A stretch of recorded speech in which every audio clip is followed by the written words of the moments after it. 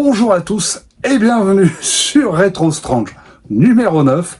C'est le retour. Retro Strange est le retour. Oui, nous sommes en septembre.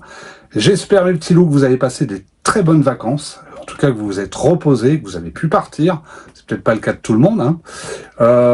Aujourd'hui, on redémarre en septembre avec le Special Strange numéro 11. Alors, je vous expliquerai quel est mon lien avec celui-ci.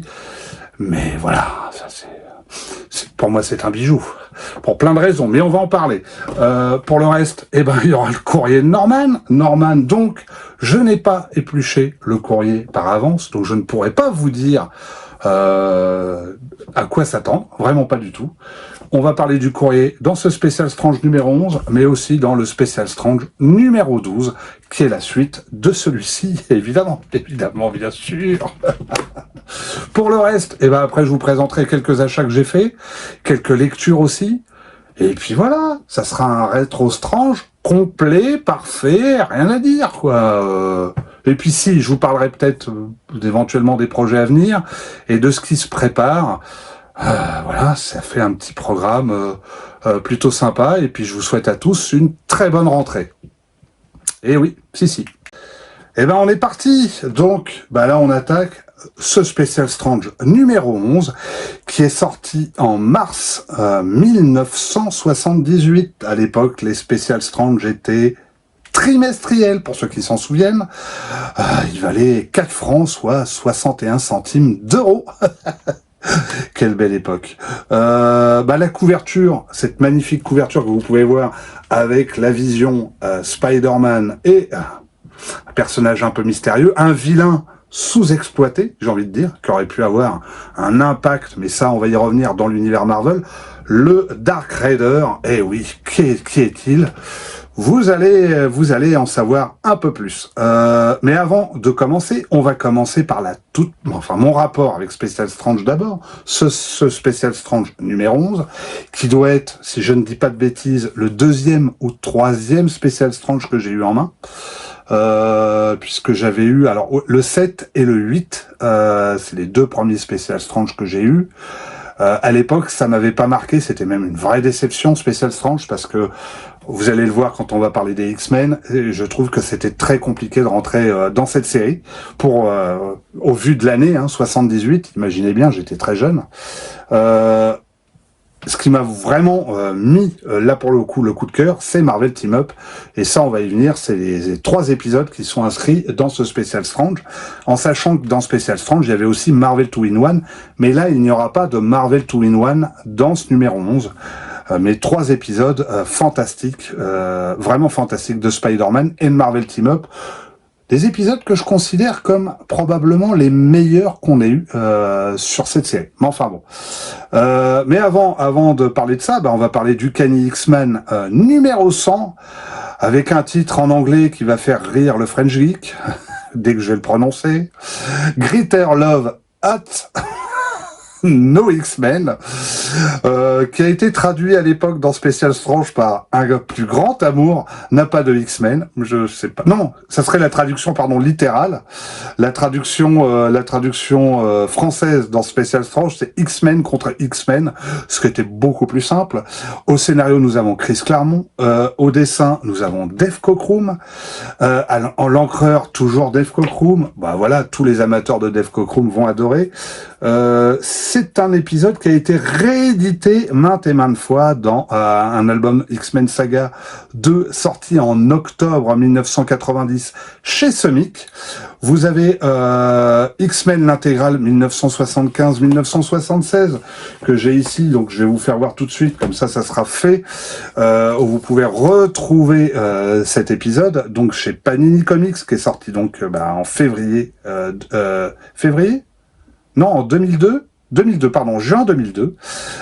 Vous avez Marvel Comics, la collection de référence, le numéro 63, où cet épisode a été réédité, soit en juillet 2016, chez Hachette. Vous avez X-Men, la collection mutante 7, sortie en janvier 2021, chez Hachette. Et vous avez les icônes Marvel 4, sorties en décembre 2023, toujours chez Panini Comics. Merci le site de référence comics.fr, car c'est grâce à eux qu'on peut avoir toutes ces informations. Voilà. Ça parle de quoi maintenant cet épisode des X-Men, hein? Dans le numéro précédent, les X-Men ont mis une rouste aux Sentinelles. Pour comprendre ce qui s'est passé antérieurement, le projet Armageddon a été lancé avec les budgets de l'État. Oh, c'est pas bien ça. Qu'est-ce que le projet Armageddon? Stéphane Lang, un agent du gouvernement très proche du Shield, va utiliser ses subventions secrètes pour reconstruire les Sentinelles et attaquer perfidement les X-Men pendant la trêve de Noël. Oh, le sagouin. Plusieurs X-Men vont être capturés, comme Charles Xavier, comme Wolverine, comme le Hurleur et Jean Grey, donc à l'époque Marvel Girl. Et ils vont se retrouver piégés et emprisonnés dans le satellite. Le reste des X-Men, avec l'aide d'un astronaute, vont réussir à aborder le satellite du Shield et mettre, comme je vous l'ai dit, une rouste aux Sentinelles. Certains X-Men vont être libérés, sauf Jean Grey et sauf le Charles Xavier. Et entre-temps, Scott Summers, Cyclope, va se faire capturer lui aussi par Stéphane Lang. L'histoire démarre au moment où la nouvelle équipe des X-Men se retrouve face aux anciens X-Men, composés à ce moment-là de Cyclope, de Jean Grey. Mais que font-ils de l'autre côté? Et ainsi que le Fauve, de Iceberg, d'Angel, d'Avoc et Polaris. La bataille fait rage, et Wolverine, avec ses sens plus aiguisés que les autres, va comprendre qu'il n'a pas affaire à des êtres humains, et son instinct lui dit de tuer. Et il va tuer Jean Grey, qui n'était pas en fait Jean Grey, mais une X-Sentinelle. Les anciens X-Men sont en fait des droïdes qui reproduisent les mêmes pouvoirs que ces anciens X-Men.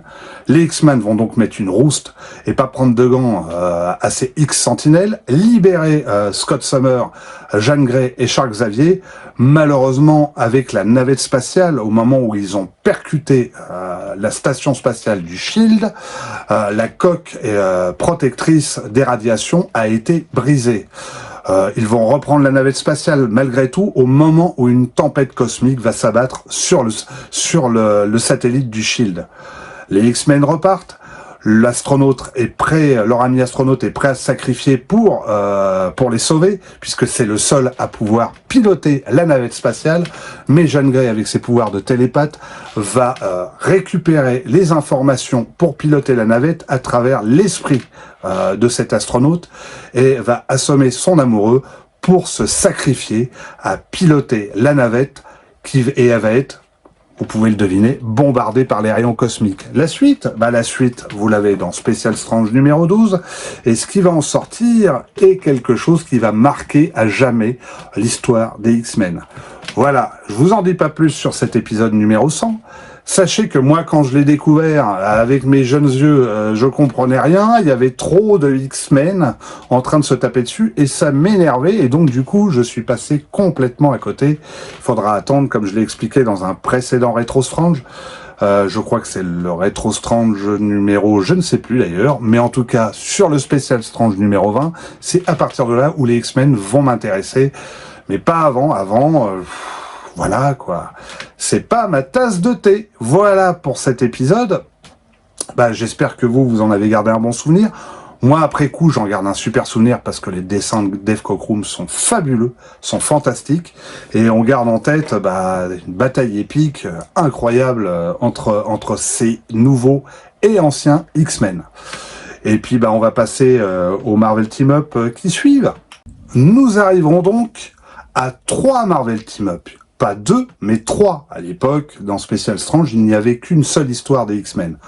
Par le courrier des lecteurs, parce que je l'ai regardé en diagonale, vous aurez l'explication pourquoi il n'y avait qu'un seul épisode par trimestre. Vous imaginez? Par trimestre. Ça devait être dur pour les fans de cette équipe. Donc, 3 épisodes de Marvel Team Up, 0 de Marvel 2-in-1. Là, on est dans une saga passionnante, une histoire de voyage à travers le temps. C'est aussi 3 épisodes où je vais découvrir 3 personnages de Marvel que je ne connaissais pas avant, ou peut-être un, mais qui m'avait un peu échappé, c'est la Vision, parce qu'il me semble que dans le Special Strange 7 ou 8, il me semble que la Vision apparaît, mais j'ai un doute. En tout cas, c'était là où il m'a marqué, donc la Vision, et puis la Sorcière Rouge, évidemment. Et un autre personnage, un personnage plus lugubre, mais ça, je vous le garde plus tard. Et mon regard sur ce personnage va être plutôt positif, alors que c'est un super vilain, et que là, on nous le présente comme vraiment comme un super héros. Donc, c'est assez étonnant. Donc, le premier épisode reprend Marvel Team Up 41, qui s'appelle en VO Spider-Man and the Scarlet Witch, A Witch in Time. Une sorcière dans le temps, datant de janvier 1976. Scénario Bill Mantlo, dessin Sal Buscema, et deux encreurs, Mike Esposito et David Hunt. Le titre en français dans Special Strange est L'araignée et la sorcière rouge, 3 points de suspension. Ensemble, le chariot du temps. 18 pages de bonheur et 18 pages d'aventure. Qu'est-ce qui se passe dans cet épisode? Spider-Man, alors je sais pas si vous connaissez le principe de Marvel Team Up, je pense que si, depuis. C'est comme Brave and Bolt. Marvel Team Up, Spider-Man est associé à un super-héros à chaque épisode, ou en tout cas à un personnage Marvel. Vous comprendrez la nuance un peu plus tard. Dans cet épisode, il est associé à la sorcière rouge.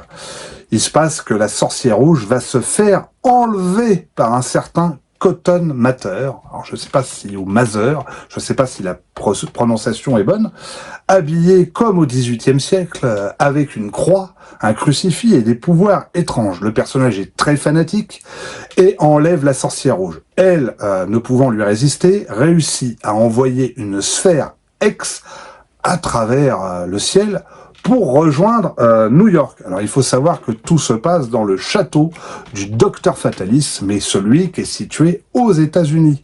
Pour ceux qui s'en souviennent, ce château, on le voit dans Fantastic Four numéro 4, si je dis pas de bêtises, 4 ou 5. 1, 2, 3, 4, 5 dans Fantastic Four 5, puisque c'est là où on le voit pour la première fois dans cet épisode des 4 Fantastiques. Dans ce château se trouve une machine à voyager dans le temps, une machine temporelle, une plateforme précisément. Et Cotton Mather va enlever la sorcière rouge pour l'amener à un mystérieux maître à son époque. Quelle époque? Ça, je vous le garde pour un peu plus tard. Toujours est-il que Spider-Man, qui erre dans New York, se fait attaquer par la boule d'énergie X de la sorcière rouge. Il essaie de résister, il essaie de ne pas se faire enlever par cette mystérieuse boule d'énergie, et il va se retrouver téléporté dans le château du mystérieux Docteur Doom. C'est incroyable, c'est incroyable.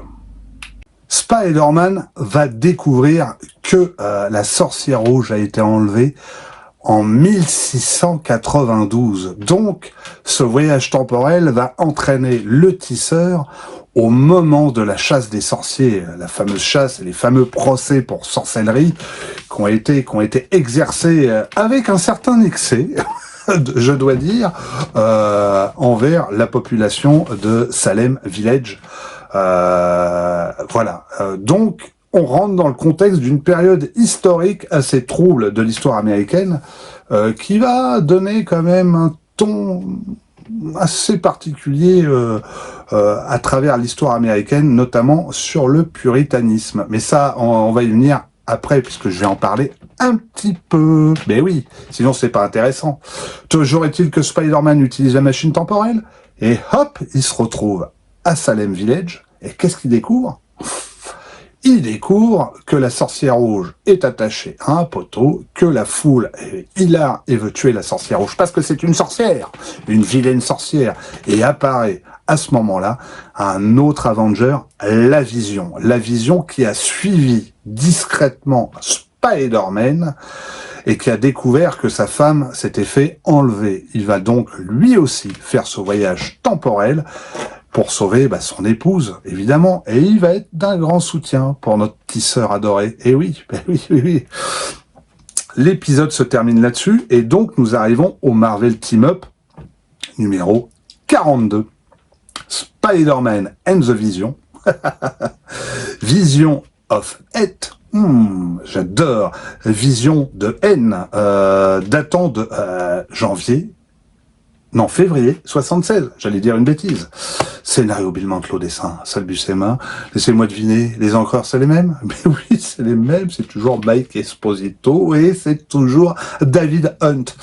Le titre en français, l'araignée, la vision, le triomphe de la haine, 18 pages, encore une fois, de bonheur. Donc je sens que vous me voyez venir. Le passionné d'histoire revient au galop. Donc on va parler de ce qui s'est passé à Salem, donc à Salem Village, pardon, entre 1692 et 1693, je vais y arriver. Donc Salem Village, en fait, c'est l'actuel d'Anvers. Et ce n'est pas Salem. Si vous allez visiter Salem, ce n'est pas le bon endroit où a eu lieu c'est ce qui s'est passé, quoi, je veux dire, cette chasse aux sorcières. Alors les procès ont peut-être eu lieu à Salem même, ça par contre j'ai un doute, mais par contre les faits dont il est question, c'est plutôt à Salem Village, donc à Danvers, dans le Massachusetts. Oh, j'ai réussi à le prononcer. Dans ce Marvel Team, dans ces Marvel Team Up, évidemment, vous l'avez compris, on va parler de certains protagonistes comme Cotton Mather, qui était, si je dis pas de bêtises, un révérend un peu fanatique, mais qui retournera sa veste bien après sur cette affaire. En tout cas, là, dans ce Marvel Team Up, il est présenté comme un fanatique absolu. Il est sur sa chasse aux sorcières à fond, comme il faut. Hein. Il est question aussi de personnages comme Betty Paris, Abigail Williams et une autre femme une autre jeune fille, pardon, Anne Putman, si je dis pas de bêtises, qui sont en fait qui sont le début de l'histoire, le début de l'affaire, puisque ces trois jeunes filles vont exercer un art divinatoire auprès d'une esclave, si je dis pas de bêtises, et évidemment, avant vite de s'apercevoir que c'est pas très catholique, en tout cas c'est pas très chrétien, et donc plutôt que c'est une supposition, mais plutôt que se faire accuser pour sorcellerie, elles vont commencer à dire qu'elles sont possédées, devenir totalement hystériques, et vont commencer à accuser des gens du village et des gens des alentours, ce qui va être un drame absolu. Et c'est là où on va d'ailleurs découvrir un autre personnage qui s'appelle John Proctor, qui est un peu... alors ça doit être Elizabeth Proctor et John Proctor. Elizabeth Proctor, j'insiste, qui était enceinte au moment des faits. Vous pouvez imaginer la suite. Qui vont être jugés, condamnés à la pendaison. Elizabeth Proctor va accoucher avant, puisqu'elle elle va gagner un sursis. C'est vraiment une horreur absolue pour accoucher, et derrière être pendue. Je crois qu'au final, il va y avoir 19 victimes suite à cette chasse aux sorcières. Un personnage, c'est monsieur Gilles Corré, âgé de 80 ans, ne sera pas jugé car il va braver carrément le procès en disant c'est n'importe quoi, les dés sont pipés. Ah ouais, les dés sont pipés, eh ben on va te faire souffrir. Et ils l'ont écrasé avec d'immenses pierres jusqu'à ce qu'il meure d'étouffement dans une très très lente agonie. Voilà, c'est assez atroce, hein. C'est quand même une période très sombre. Alors pourquoi on en est arrivé là? Aussi parce que c'est vrai qu'on peut pas tout expliquer par le puritanisme. Alors on peut l'expliquer, mais la couronne anglaise a mis des gouverneurs puritains et très excessifs sur le sujet dans cette Nouvelle-Angleterre, par peur de quoi? Des influences des Amérindiens. On est dans une période de conflit avec eux, pour eux, en tout cas pour les Anglais, et surtout la peur des Français aussi. Et oui, parce que la Nouvelle-France, à ce moment-là, est très très bien implantée. Et on veut pas du tout tomber dans cet excès de catholicisme. On le sent bien comme ça, hein. Donc, il faut serrer la vis, comme on dit, et pour pouvoir tenir des colonies, il faut y aller jusqu'au bout quand on serre la vis. Et bilan, on arrive à ces dérives et à cette terrible dérive qui a eu lieu, quoi. Donc c'est c'est une atrocité. L'effet de ces procès entraîna une chute économique, puisque les gens vont prendre peur, vont s'enfuir, Vous pouvez imaginer que les scieries vont s'arrêter, il n'y aura plus de menuisiers, plus d'ouvriers, tout le monde se paye. Hop, on s'en va à New York parce que c'est des fous furieux. Idem pour tout ce qui est agroalimentaire, enfin en tout cas de l'agriculture et l'élevage. Les gens vont prendre peur. Donc du coup, c'est le gouverneur royal Sir William Phips qui va arrêter la procédure et libérer petit à petit ceux qui sont encore prisonniers en arrêtant ce drame. Ce qu'on peut noter, c'est que ce que je vous ai expliqué, c'est un peu voilà la peur des Amérindiens, la peur et les conflits avec eux, plus la présence française qui a cristallisé cette paranoïa et puis les conditions qui devaient être très très rudes dans cette Nouvelle-Angleterre.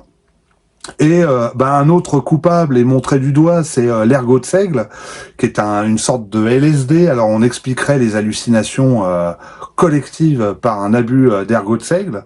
Moi j'ai le sentiment que c'est un cocktail de tout ça qui a pu effectivement pousser à cette explosion d'hystérie. On peut dire que que ce bad trip a été quelque chose pour eux.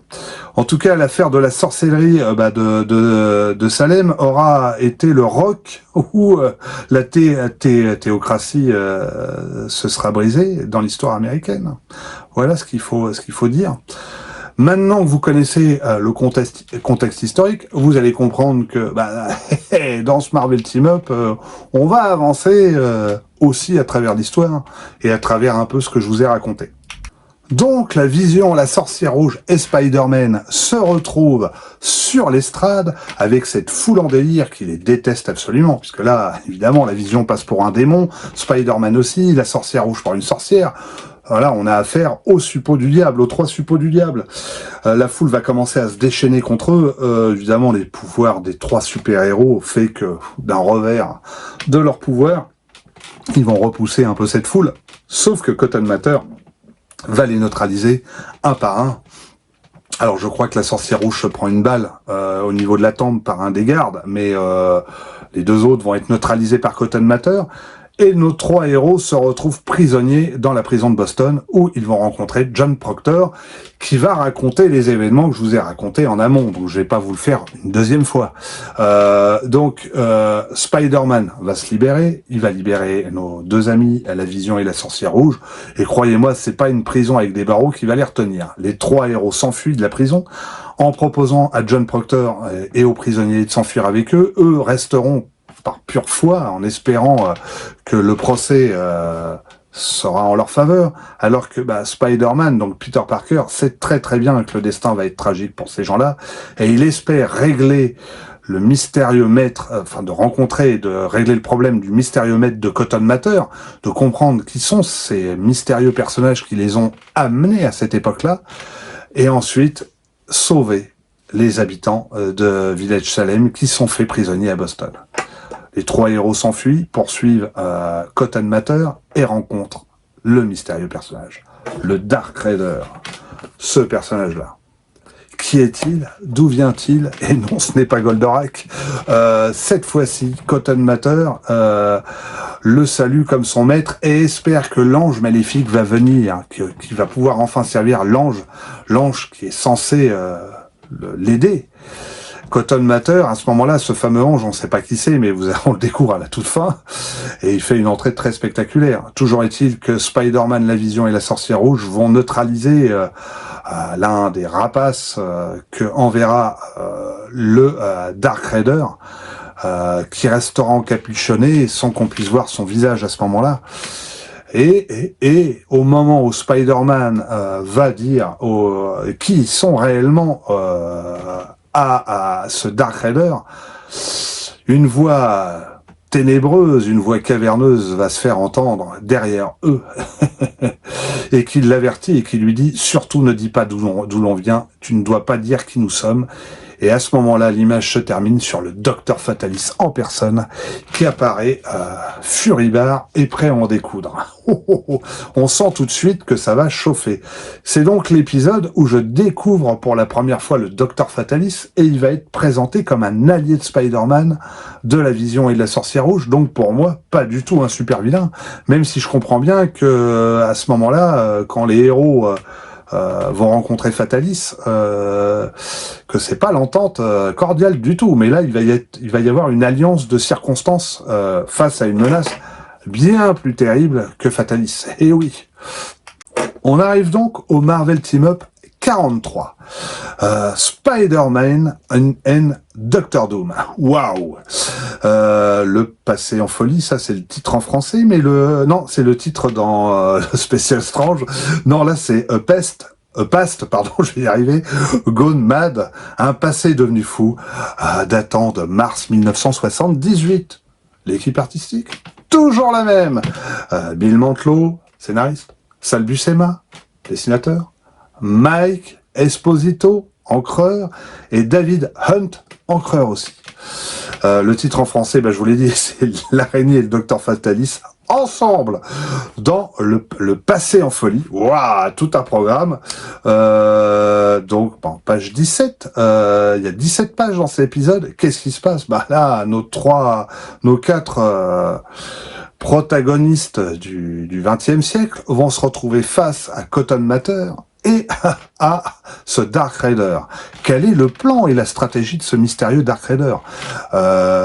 Cotton Mather va se faire dézinguer d'un revers de bras par le Docteur Fatalis, parce qu'il n'a pas de temps à perdre, le Docteur Fatalis avec les sous-fifres, et il fait bien comprendre au Dark Raider qu'il le craint pas du tout, et qu'il va y avoir un combat, forcément, entre eux. Il veut savoir qui est le Dark Raider. Et c'est là où le Dark Raider va retirer son chapeau, son foulard, et se mettre à grandir comme un géant, comme Giant Man.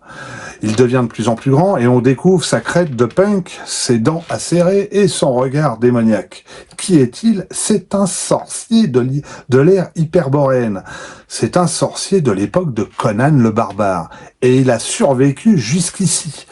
Il n'a qu'un but, c'est attirer toutes les personnes qui ont des pouvoirs mystiques pour absorber leur énergie mystique, les vampiriser les uns après les autres. Après la sorcière rouge, autour du Docteur Fatalis, car lui aussi a des pouvoirs mystiques, le Docteur Fatalis. Et c'est là que le combat va démarrer, entre les quatre héros, parce que là, on peut pas dire autre chose, et le Dark Raider. Le Dark Raider sait tout sur le Docteur Fatalis. Et ce qui surprend encore plus Fatalis, il connaît ses origines, il sait d'où il vient, il a un pouvoir de divination, de voir à travers le futur, et que tout ce plan qui a été mis en place était fait aussi pour l'attirer, pour absorber son énergie mystique. La sorcière rouge, la vision, ainsi que Spider-Man vont être vaincus, Fatalis va résister tant qu'il peut face à cette menace et va succomber sous les coups du Dark Raider.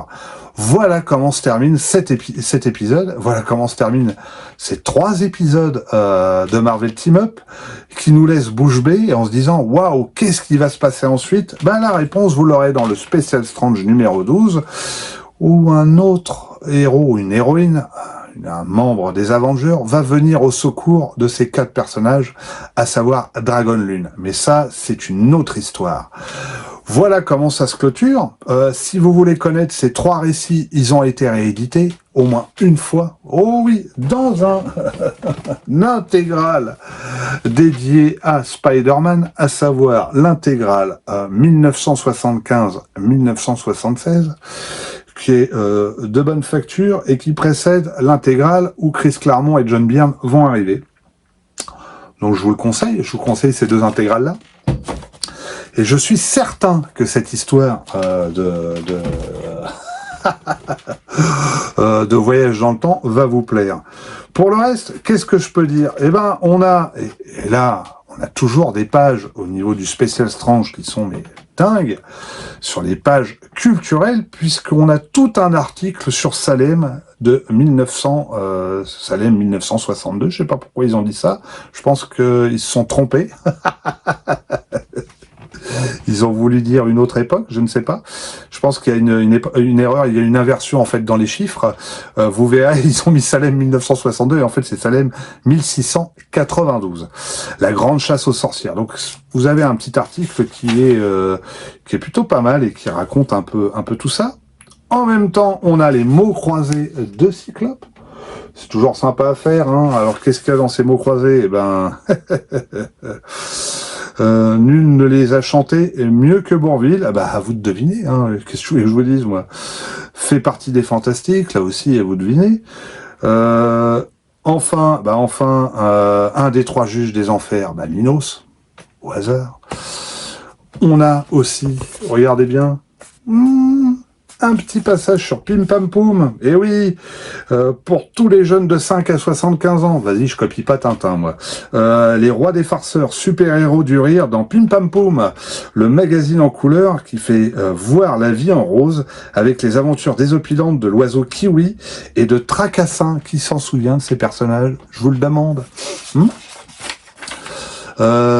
Vous avez un chapitre sur l'histoire de la magie, le mauvais œil, les sociétés secrètes avec la Rose-Croix, tout un article dessus, un autre article sur l'automobile, un règne de terreur. Et enfin, sur la dernière page, un tout petit article sur un rhinocéros, mais en fait, on s'en fout un peu. Et le Lug Revue, où il est question du Nova numéro 2, du Strange numéro 99, du Prince des Mers, donc ça c'est l'album numéro 15, si je dis pas de bêtises, des 4 Fantastiques. La Guerre des Étoiles, le Château Hanté, la Nuit du Lézard, dans l'album Araignée, tiens, c'est marrant, la Nuit du Lézard. Oui, ça doit être ça, la Nuit du Lézard. Et puis, vous avez, vous voyez, juste derrière, la couverture du Strange numéro 100, un Planète des Singes, dont je ne sais plus quel est le numéro, le Titan numéro 12, me semble-t-il. Et oui, et puis les couvertures qui m'ont fait rêver, comme la Nuit du Lézard, le Prince des Mers et le Château Hanté. Namor, le Prince d'Atlantis, fait face au fabuleux fantastique, le nouvel album de l'araignée avec le Lézard et Morbus, Conan, le Cimérien, ensorcelé par l'idole maudite, un chef-d'œuvre de John Buscema. Ouais, c'est plutôt pas mal comme programme. Voilà comment se clôture ce spécial Strange. Quoi, j'oublie quelque chose, Norman? Le courrier des lecteurs. Et là, évidemment, dans le courrier des lecteurs, je suis obligé de prendre mes lunettes. Petit Norman, tu comprendras que avec ma vue en ce moment, c'est un peu compliqué. Donc, je mets mes petites lunettes. Oh, ça mérite quand même qu'on les essuie avant, hein. Oh oui, parce que là, je vais pas voir grand-chose, sinon. Sinon, ça va, vous? Tout va bien? Ouais, moi, ça va. Et vous avez passé de bonnes vacances? C'était pas mal, quand même, non? J'espère que vous avez été voir mon dernier Builder, quand même, parce que je vous ai fait profiter un peu de mes petites vacances, hein.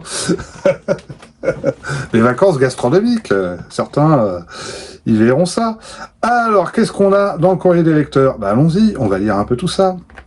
Donc, c'est le courrier de la chose, hein, pour ceux qui s'en souviennent. Dans Strange 89, vous nous disiez que vous publieriez des lettres dans Spécial Strange lorsque vous recevriez du courrier concernant spécialement cette revue. Tout cela n'est pas tombé dans l'œil d'un aveugle. Et ni dans la prothèse d'un sourd. Si vous me permettez l'expression, entre parenthèses. Et c'est avec plaisir que j'ouvrirai cette rubrique. Aussi, je commencerai par les félicitations. Spécial Strange est vraiment génial. Surtout depuis que les X-Men sont revenus. Je pense qu'après l'araignée, j'oublie le surfeur, c'était l'histoire qui plaisait le plus. La nouvelle équipe est sans sas. Cyclope méritait plus que jamais d'être le chef. Mais résumons-nous.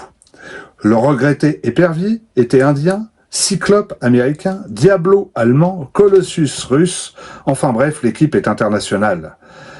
L'araignée est dessinée par Ross Andru, un des meilleurs de Marvel, est génial et ses histoires plaisantes à lire.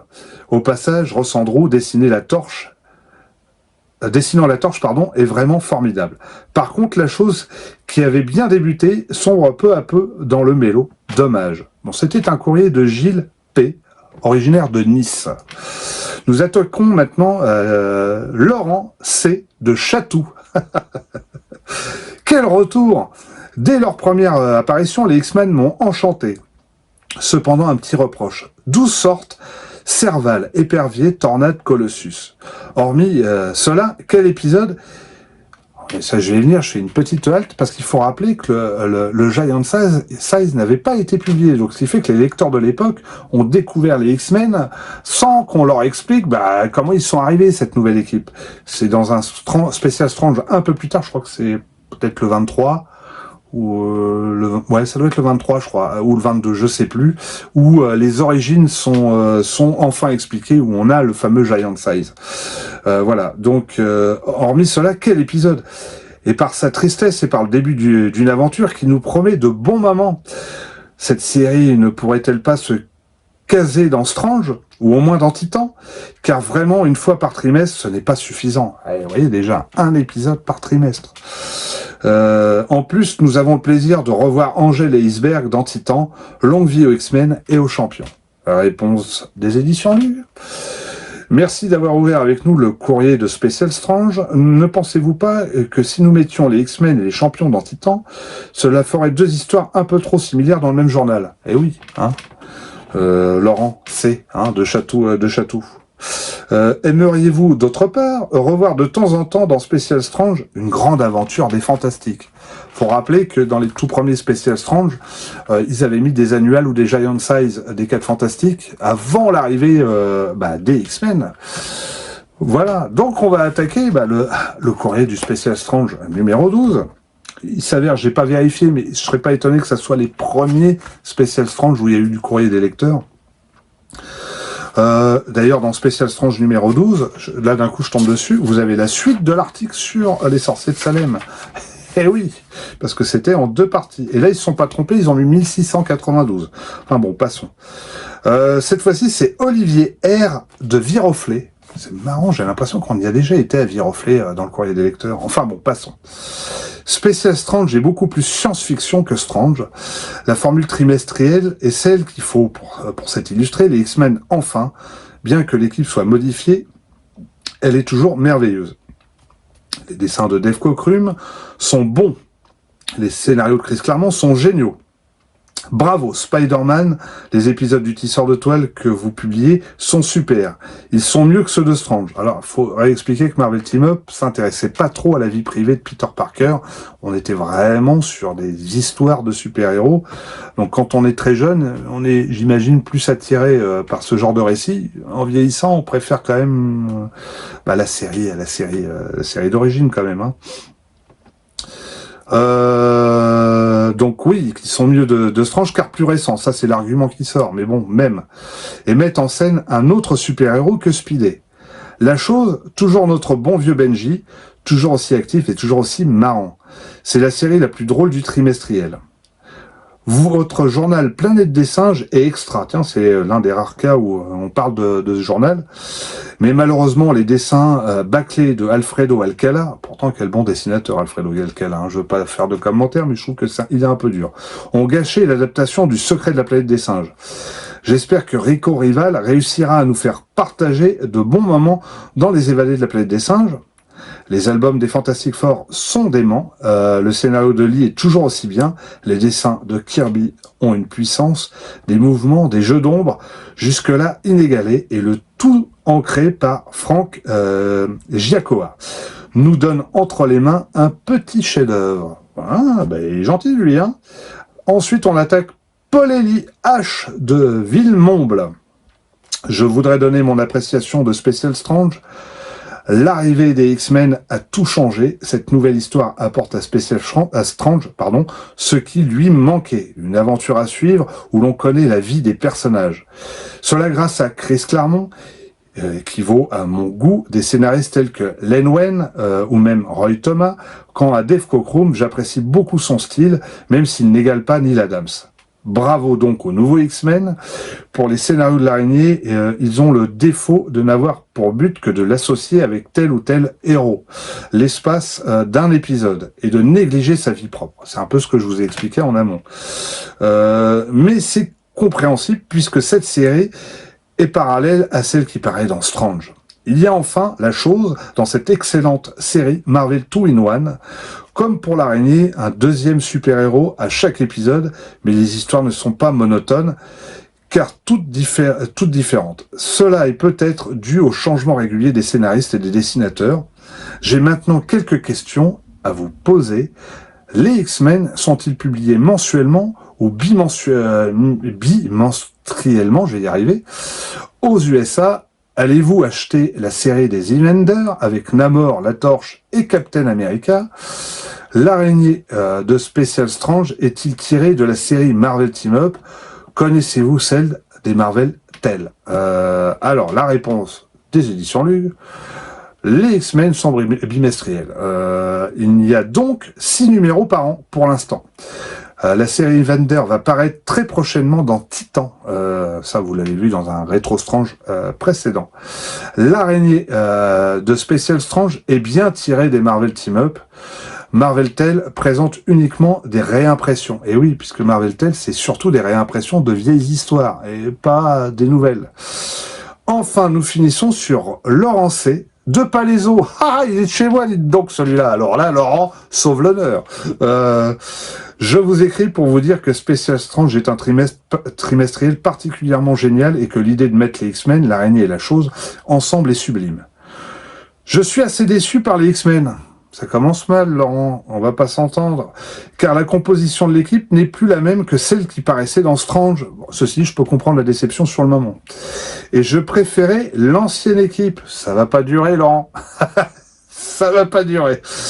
Nous ne connaissons même pas tous les pouvoirs des nouveaux mutants.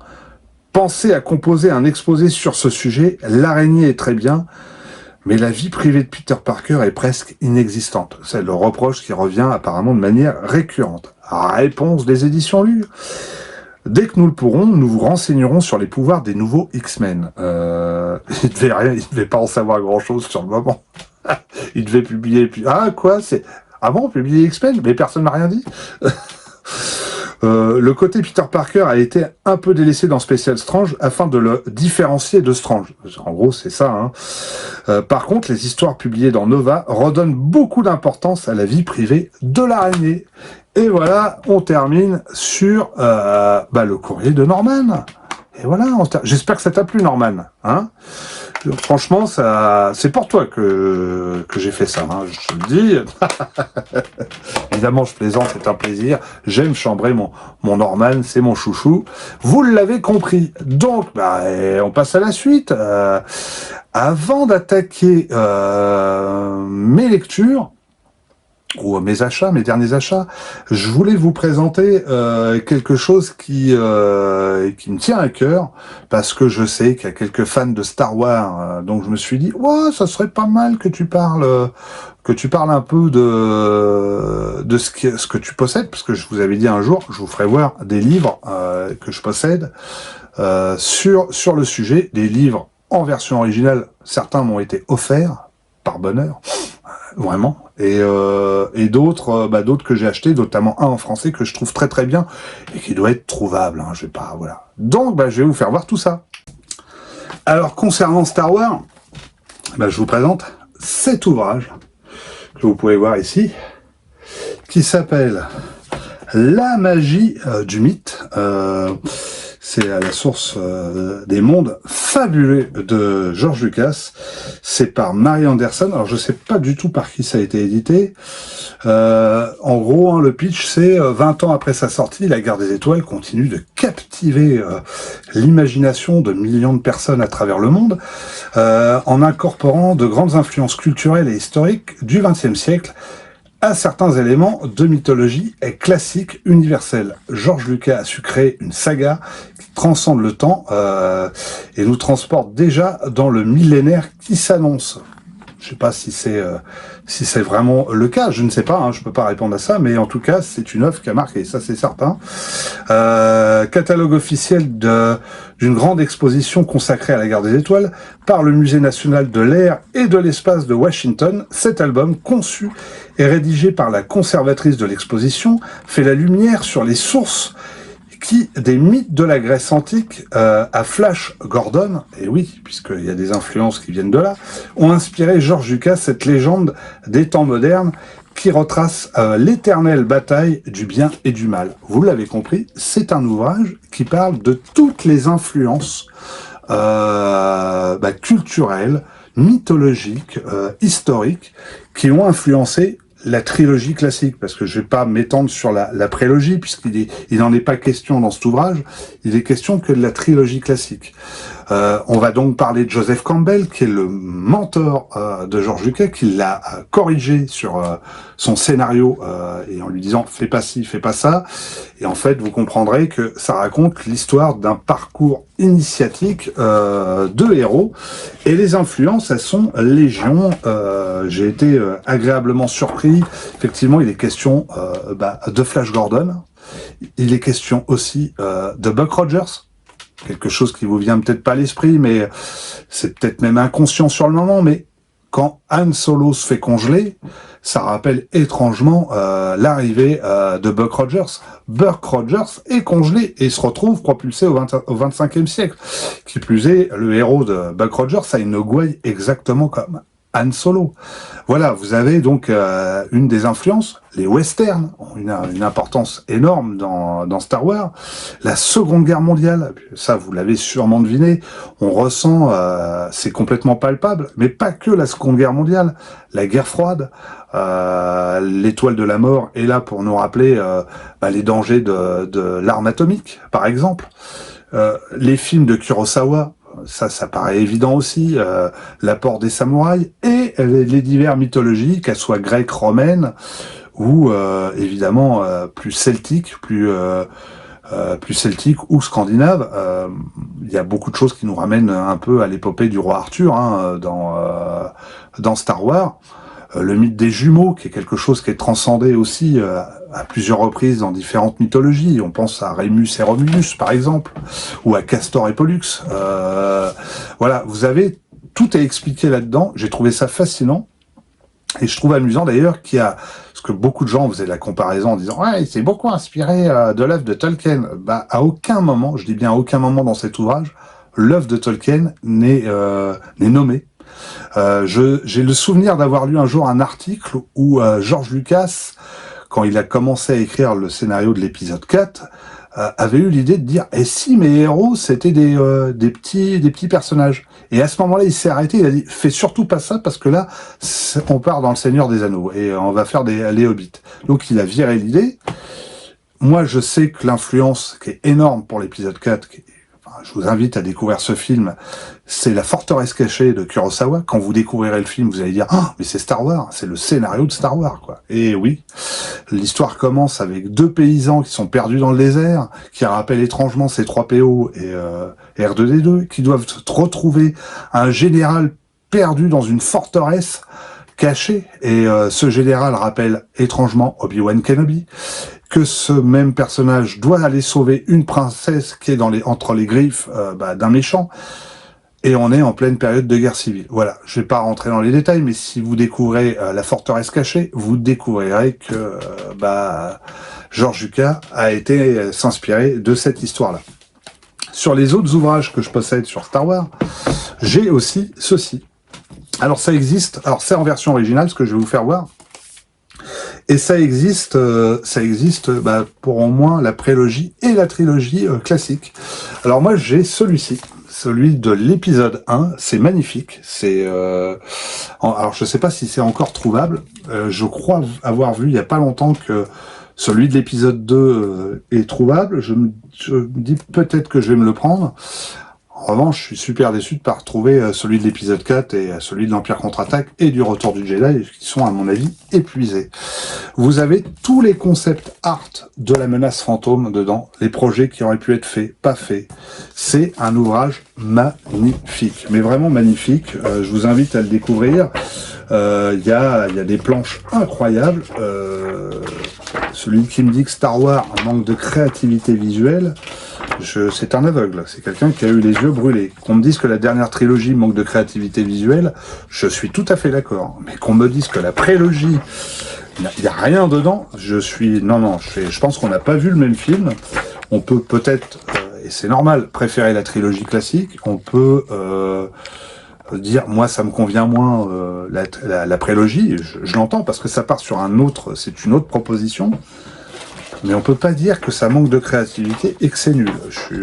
Voilà, là-dessus, il y a des planches incroyables, là, les vaisseaux Naboo, tous les dessins qui ont été faits, c'est incroyable, c'est un vrai bonheur. Je pense qu'il y a beaucoup de fans de Star Wars qui devraient avoir ceci chez lui, et les 6 tomes, malheureusement. Je possède celui-ci, et je possède celui-là, qui est celui de la Revanche des Sith, pareil, en version originale. Là, c'est pareil, on en prend plein la vue, c'est incroyable. D'autant plus que là, sur cet épisode-là, on va voir plusieurs mondes, donc il y a plusieurs idées complètement dingues sur ce Star Wars. On a les planches là, par exemple, de Mustafar, c'est incroyable. Tous les endroits où ils vont faire les batailles à travers la galaxie. Il y a aussi, et ça m'a plu, un premier concept du général Grievous que j'aurais préféré, qui se rapprochait peut-être plus visuellement de Dark Vador, mais qui pour le coup aurait eu plus de sens, je trouve, visuellement, pour nous dire, tiens, voilà ce que Dark Vador va devenir, enfin Anakin Skywalker va devenir. Un personnage assez chauve, avec des cicatrices, et juste un masque respiratoire devant. Voilà, c'est un super ouvrage. Bah oui, il faut continuer à essayer de les trouver. Alors, est-ce que je vais... là, par exemple, vous avez... Oh là là, il y a des dessins, mais de dingue. Voilà, je vais m'arrêter là, parce que sinon, on s'en sort pas. Je vous fais voir, évidemment, les images en même temps que je vous parle, parce que je les ai filmées avant. Donc, je me suis dit, bon, je vais faire voir ça avant, parce que... Enfin, voilà. Donc ça, c'est les 2 autres ouvrages. Et le dernier ouvrage qui m'a été offert... et qui vaut une fortune maintenant sur le net, c'est celui-ci, qui est immense, qui s'appelle Star Wars Chronicle, par Deborah Finn. C'est édité chez Aeon Inc. À l'époque, il a coûté 100 livres, puisque c'est des amis qui me l'ont offert, qui étaient partis en Angleterre, qui l'ont acheté et qui me l'ont ramené. Aujourd'hui, il vaut un fric monstrueux. Et 100 livres, à l'époque où ils l'ont acheté, c'est cher. Voilà, c'est un très beau cadeau. Dedans, à l'intérieur, vous ouvrez et vous avez, alors là, vous avez toute la trilogie classique de Star Wars, avec les maquettes, les photos, des costumes, tous les détails. Ce qui est dingue, c'est sur les maquettes ou par exemple sur le Faucon Millenium, on voit qu'ils ont utilisé plusieurs échelles. Ça va d'un Faucon Millenium qui tient dans une main à un Faucon Millenium qui est de la taille, je sais pas moi, d'une assiette, et ainsi de suite, jusqu'à avoir un décor pharaonique immense. C'est incroyable, tous les procédés. Il n'y a pas que les 3 films. Donc l'épisode 4, 5 et 6, vous avez aussi le Star Wars Holiday, il est question de ça aussi, ils en parlent. Il y a aussi les 2 films sur les Ewoks, plus qu'oubliables, mais à l'époque, quand on m'a offert le livre, la prélogie n'était pas encore sortie, la menace fantôme n'était pas sortie. Mon rapport avec Star Wars, il est assez simple. J'ai vu tous les films au cinéma, à leur sortie, alors pas à leur sortie pour l'épisode 4, puisque je l'ai vu à sa ressortie en 1979 ou 80. J'avais les jouets, j'ai toujours les jouets, ils sont au grenier, enfin voilà, j'ai une 60aine de figurines, plusieurs engins. Et puis voilà, quoi. Moi, j'ai toujours été mordu. Évidemment, comme tout le monde, j'ai été super déçu par la dernière trilogie. On a tué Star Wars, on a tué mon Star Wars. C'est pas bien ça. Disney, vous avez tué Star Wars, mais vraiment. Il y a quand même quelques séries spin-off que je trouve plutôt pas mal. Donc voilà. Dans l'absolu, je trouve que tout ce qui a été fait par les créateurs de Clone Wars, c'est plutôt bien. Voilà. Et après, le reste, voilà, je vais pas m'étendre plus que ça. Mais voilà, sachez que ça existe. C'est une petite dédicace à mon pote Fred, des comics de Fred. Ceux-là, tu les as pas, ces bouquins. Et enfin, juste pour terminer sur les livres, vraiment à avoir, j'ai réussi, et j'en avais parlé précédemment, à trouver le making-of de La Planète des Singes, du premier film de 68. Là, c'est pareil, c'est en anglais. On a des dessins de dingue, tous les concepts, les maquettes, vous avez des maquettes de dingue incroyables, notamment la Statue de la Liberté qui a été plus ou moins refaite grandeur nature à un moment, c'est impressionnant. Et puis vous avez les photos qui ont eu lieu pendant le tournage, il y a énormément de choses. les photos sont magnifiques, c'est incroyable. Là, je le feuillete et je prends un plaisir à regarder. Et c'était l'objet qu'il me fallait dans ma collection sur la planète des singes, qui s'est bien agrandi depuis la dernière fois. Voilà quoi, voilà. Bah, ça c'était les ouvrages sur Star Wars et un ouvrage sur la planète des singes. On va passer à mes achats et on va passer à ce que j'ai lu, pas lu, ce que je vais lire. Et oui. Bah pour commencer, au cas où vous auriez un doute, évidemment que je l'ai acheté. Trop content de l'avoir, donc je le fais voir. Je sais pas si je l'avais fait voir précédemment. Et oui, Rome en figurine, c'est la seule figurine que je possède Marvel. Oui, c'est la seule. Et alors Marvel, je mets des parenthèses, parce que c'est pas tout à fait le cas. Voilà, c'est un plaisir, je suis content. Évidemment que j'ai acheté le dernier omnibus. Le volume 2. On est, alors là pour le coup, on est dans ce que je dirais le sommet de la série. On sent tout de suite que ça devient super intéressant. Vivement le volume 3, parce que je sais qu'il y a encore quelques bons épisodes. Je sais pas trop comment la série se termine, parce que je vous avoue que je les possède tous en version originale, mais les derniers, je les ai pas lus, parce que je vais les découvrir en français. C'est juste un plaisir de collectionneur. Alors quand je dis tous, il m'en manque un. Le numéro 15. Rome 15. Et une fois que je l'aurai, j'aurai la collection intégrale des annuals et du numéro 1 au numéro 75 de Rome, plus l'épisode de l'incroyable Hulk. Il est vrai que je n'ai pas le Marvel 2-in-1 où il apparaît, mais ça va pas traîner très longtemps cette affaire. Voilà, donc celui-là aussi je le recherche. Mais sinon, voilà, j'ai tout de tout sur ce personnage chez Marvel. Et donc dans cette intégrale, on a quelques épisodes plutôt fameux. Les couleurs, l'ancrage, le tandem d'encreurs à la fin, là, dont j'ai plus leur nom, est incroyable. C'est un plaisir absolu. Je vais essayer de retrouver leur nom. C'est où est-ce qu'ils sont les encreurs là-dedans? C'est Akin et Garvey, les deux encreurs. Je trouve qu'ils font un travail sur les dessins de Sal Buscema, mais incroyable. Et puis la Ben Sin à la couleur, franchement, le ton devient plus horrifique. On est dans un récit qui commence à sentir bon, j'ai envie de vous dire. Les épisodes, on comprend pourquoi les épisodes ont été censurés à l'époque, puisqu'on va arriver aux épisodes où Rome va s'arrêter dans Strange. Et on sent que les éditions Lug n'assument pas ce qui va se passer ensuite. C'est compréhensible, ça devient plus horrifique et plus génial aussi. On a l'affiliation aussi avec les Skrulls. On nous explique quel est le lien entre les Skrulls et les Spectres. Tout ça est raconté dans cet omnibus. Ouais, c'est plutôt pas mal.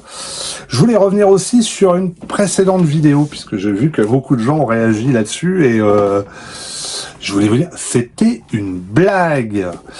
Je me suis fait avoir en l'achetant, je me suis fait avoir en le lisant, et je me suis dit, un bon canular, ça se prolonge. Donc, pour clarifier les choses, non, les éditions Aeroa n'existent pas. Tout ce que je vous ai dit dans le Rétro Strange, je crois qu'il est consacré à l'incroyable Hulk, c'est faux, ça n'existe pas. Le livre existe, c'est une blague d'auteur, potache, génialissime. Moi, j'ai beaucoup ri quand j'ai découvert le sujet, et je me suis dit, un bon canular, c'est un canular qu'on fait perdurer. Donc, comme j'ai vu qu'il y avait beaucoup de gens qui réagissaient à ça en disant « Mais t'es sûr que ça existe? T'es sûr machin ?» Voilà, je vous le dis, non, ça n'existe pas. Vous pouvez chercher le livre pour le plaisir de le lire, mais sachez que c'est une blague. Il n'y a rien de vrai dans ce que je vous ai dit. Voilà, c'était mon poisson d'avril hors saison. Ça, c'est fait. Alors, j'ai acheté et réacheté, puisqu'il y a des choses que j'ai déjà, mais j'en ai marre de... Donc j'en fais un peu la pub, de les lire dans les grands ouvrages. Par exemple, Straczynski, les Fantastic Four, je les ai pas lus. Donc je suis en train de le lire en ce moment. Donc j'ai acheté ça en format pocket. Et je trouve que là, les gars, vous êtes très bons là, Panini Comics. Si vous voulez concurrencer les mangas, c'est sur ce terrain-là qu'il faut aller. Donc je me suis dit, j'ai pas Straczynski, je vais me l'acheter dans le format pocket, et puis je le lirai quand je prendrai le train. J'ai entamé pour l'instant Je sais qu'il y a quelque chose qui m'a fait énormément rire avec la chose, ça me revient plus, mais que j'ai trouvé très très drôle. Voilà. Maintenant, je sais pas ce que ça vaut encore, donc je vais pas en dire du bien ou du mal, je ne sais pas. Vous avez aussi ces deux-là. Alors, je les ai, moi, dans des grands formats, des deluxe, mais ça m'emmerdait de les ressortir et de les lire, et je me suis dit, je me le relirais bien, pareil, dans le métro, quand je vais à Paris, et donc, du coup, je me les suis achetés en format pocket. Voilà, c'est pas très cher, j'imagine. 7,59 € celui-ci, et les autres, 9,49 €, parce qu'ils sont un peu plus volumineux. Celui-là, 10,44 €. En fait, vous payez au poids, quoi. Hop, on l'éjecte. Enfin, j'ai lu, puisque j'ai fait déjà un bulle d'air sur le sujet, un vieux bulle d'air, j'ai lu le dernier Bob Moran, le tome 3 de Bob Moran, donc Ozymandias le Grand. Non mais, oh, il se fout de ma gueule. Oh, le parigot, t'avais pas dit que tu devais venir sur ma chaîne pour en parler de ce Bob Moran? Hein? Alors t'arrêtes ce que tu fais, tu vas te changer et tu reviens. Ok? Allez, la porte est ouverte. Et puis, Bob Moran, quoi. Écoute, Bob Moran contre tout chacal, l'aventurier contre tout guerrier. Wouh! Bob Moran contre tout chacal, l'aventurier contre tout guerrier.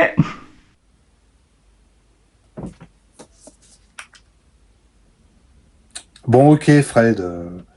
J'en parle pas dans cette vidéo. Si vous voulez savoir ce que j'en pense, eh ben retrouvez-nous sur la chaîne Les Comics de Fred. C'est avec lui qu'on en parle. Je vous mettrai le lien à un moment donné dans mes annonces sur ma chaîne. Je vous invite à découvrir sa chaîne, évidemment.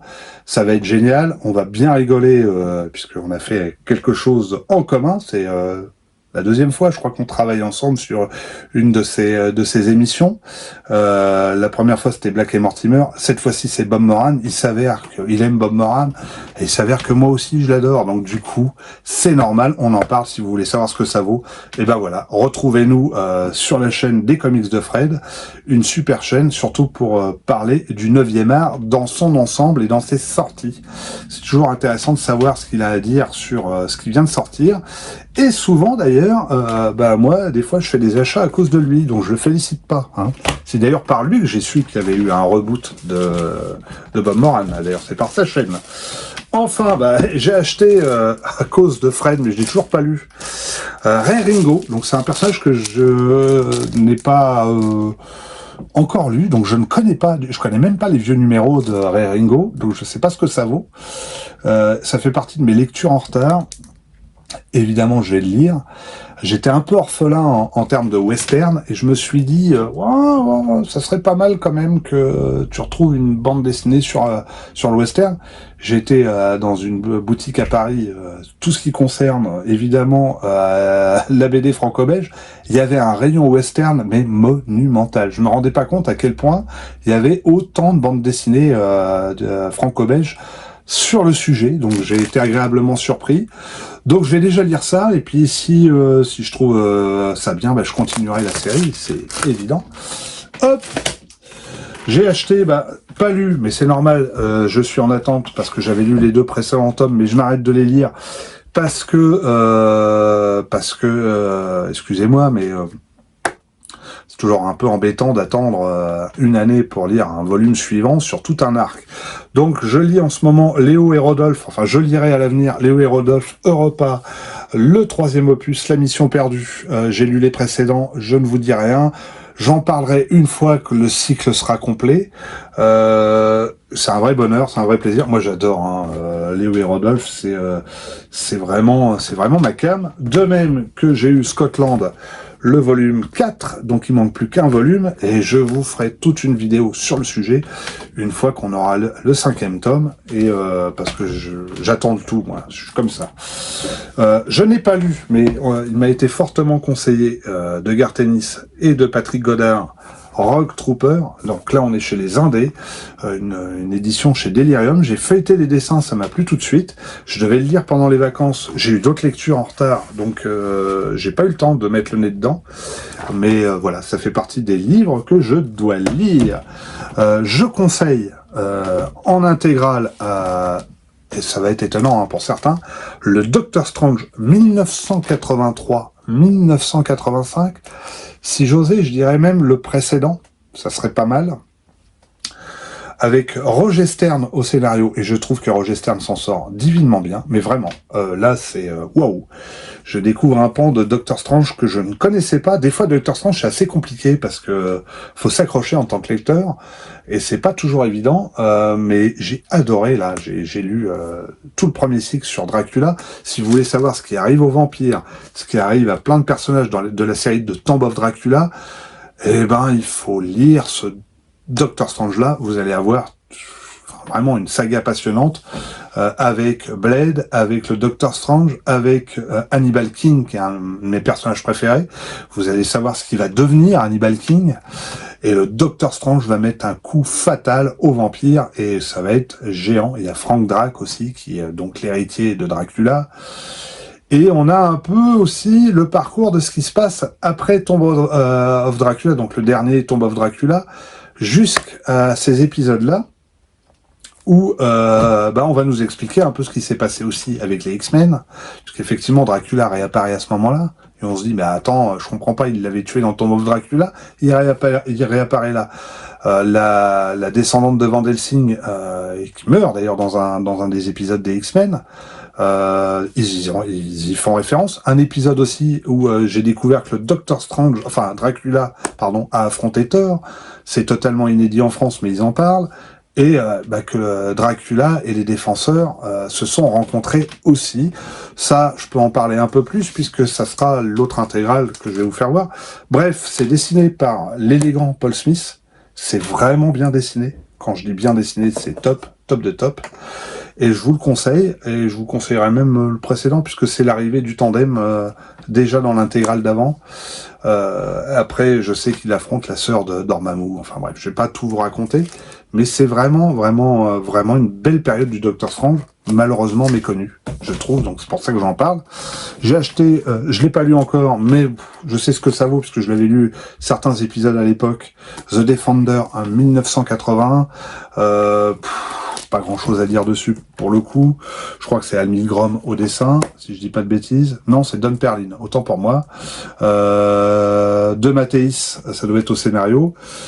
Bah là, les défenseurs sont dans des aventures mystiques hyper complexes.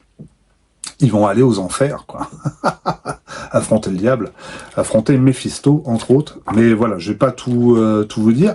Ça regroupe les derniers épisodes des Defenders publiés chez Arodi Artima, et les premiers épisodes qui ont été publiés dans Strange sur les Defenders. Voilà, vous avez à peu près la totale. Et sur le reste, j'ai plus rien à vous dire. Voilà. Qu'est-ce que je peux vous dire de plus? Si, je peux vous dire certains projets. Là, actuellement, j'ai écrit déjà le prochain Bulder. Ça sera un Bulder pour un héros de Fumetti. Certains en off sont déjà au courant de ce que je prépare. Je vais pas vous le révéler, ça va être passionnant. Je vais mettre un peu en lumière un personnage qui est pas trop connu en France, ou qui est connu par les lecteurs de revues de presse depuis 40 ans, ça ils en ont entendu parler, mais qui malheureusement un héros qui a beaucoup de succès à l'étranger, mais qui n'a pas de succès en France. Donc je trouve ça un peu triste et un peu dommage. C'est une bande dessinée qui mérite d'être connue. Donc je vais mettre la lumière dessus. Je m'attends pas à avoir des milliers de vues sur le sujet, mais il va être question de lui, donc de ce personnage-là. Je réfléchis aussi à faire des lives. Pour l'instant, je suis pas encore au point sur le sujet, mais j'y réfléchis de plus en plus fortement pour garder un lien et un contact avec vous.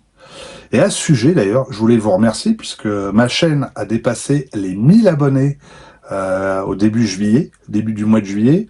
Je vous remercie fortement, ça me touche énormément, ça m'a, en 2 ans et demi, arrivé à 1000 abonnés, c'est énorme, enfin je trouve. J'espère que j'en aurai encore d'autres, des abonnés.